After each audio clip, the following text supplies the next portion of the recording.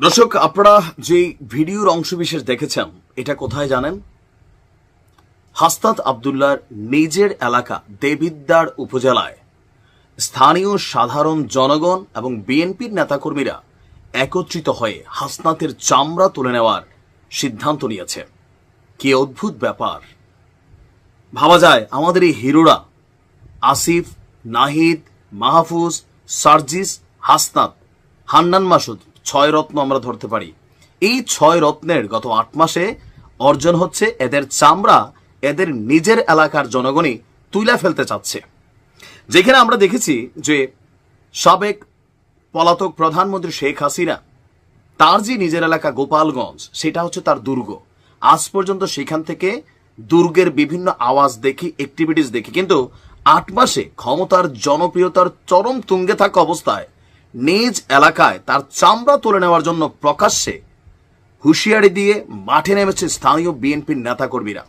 বাংলায় একটা কথা আছে, যত বড় মুখ নয় তত বড় কথার কথা। এমন এক জিনিস যেটার মাধ্যমে এই হাসনাত আব্দুল্লাহর একসময় মানুষের কলিজার মধ্যে ঢুকছে, আবার এখন এদের চামড়া নিয়ে মানুষ অনেক কিছু করতে চাচ্ছে। আচ্ছা, কেমন হবে যদি চামড়া আসলে তুলে ফেলে? তবে এটা একটা আইকনিক কথাবার্তা।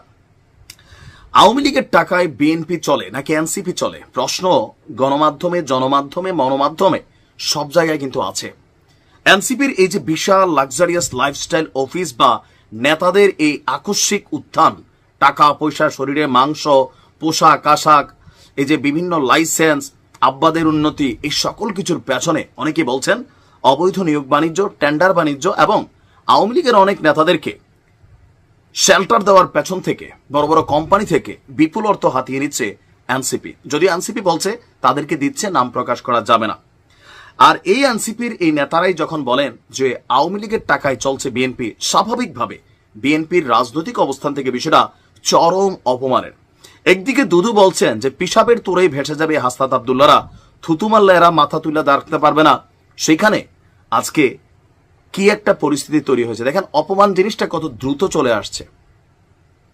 যে কোনো একজন মানুষের তার মূল পাওয়ার হচ্ছে তার নিজের এলাকার জনগণের ভালোবাসা, কিন্তু আজকে হাসনাত আব্দুল্লাহর দেবিদ্বারে তার বিরুদ্ধে তার এলাকার নেতাকর্মীরা, জনগণ যেভাবে রাজপথে নামছে, এরাও কি আবার আওয়ামী লীগের দোষর নাকি যারা এই বক্তব্য দিয়েছেন? এখানে আজকে লম্বা চূড়া বক্তব্য দিয়েছেন বিএনপির বেশ কয়েকজন নেতা। সেলিম ভুঁইয়ার নেতৃত্বে সম্ভবত বা ওনার অনুসারীরা লোকালি প্রতিবাদের ঝড় তুলেছে পুরো কুমিল্লা জুড়ে। এই হাসনাতকে অবাঞ্ছিত ঘোষণা করা হয়েছে, 48 ঘন্টা, কেউ 1 সপ্তাহ আলটিমেটাম দিয়েছে ক্ষমা চাইতে হবে এই ধরনের উল্টাপাল্টা বক্তব্যের জন্য, যে আওয়ামী লীগের টাকায় বিএনপি চলে।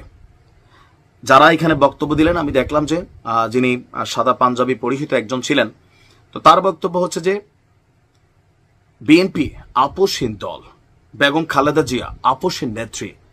এই দীর্ঘ 16-17 বছর ধরে অনেক ধরনের পরিশ্রম করেছে, অন্যায় অত্যাচার সহ্য করেছে, তারপরে তারা আওয়ামী লীগের সাথে আপোষ করে নেয়। আর সেই আওয়ামী লীগকে হটানোর পরে আজকে হাসনাতদের মতন ছেলেরা যখন এই ধরনের কথা বলে, সেটা বিএনপি কোনোভাবেই মেনে নিবে না।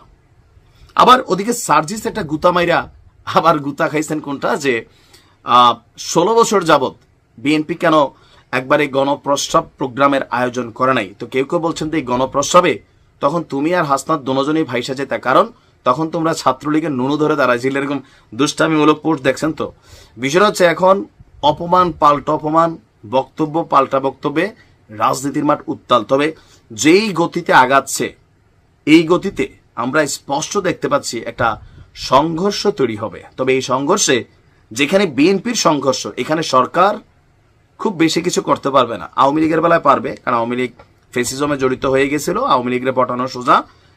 তবে বিএনপির সাথে যেখানে এনসিপির পাঙ্গা নেওয়া হচ্ছে, আপনি দেখেন যে এখানে সরকারও খুব বেশি ভূমিকা যা রাখতে পারতেছে তাও না।